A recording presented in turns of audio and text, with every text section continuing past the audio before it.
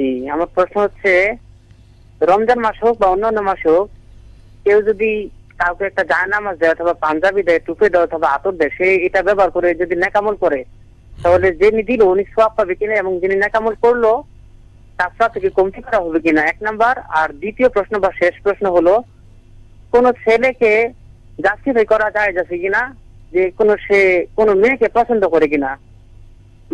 মেয়ের জন্য পাত্রী দেখতে গিয়ে, মানে পাত্র দেখতে গিয়ে পাত্র এই মেয়েকে পছন্দ করে কিনা এমন ভাবে জাস্টিফাই করা যায় যাচ্ছে কিনা, যেমন অন্য অন্য বেগানা পুরুষদেরকে মেয়েকে দেখিয়ে তাকে ট্রাই করা যায় যাচ্ছে কিনা।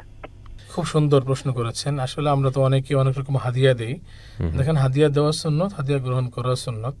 তো ব্যাপার হচ্ছে, আল্লাহ তাআলার কাছে কোনো কিছু অভাব নেই ভাই।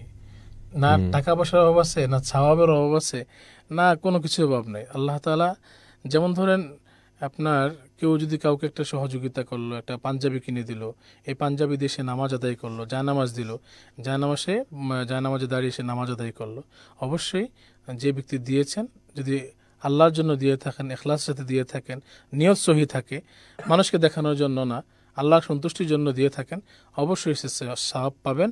এবং যিনি নামাজ আদায় করেছেন তার সওয়াব থেকে সামান্য পরিমাণ কম হবে না ইনশাআল্লাহ।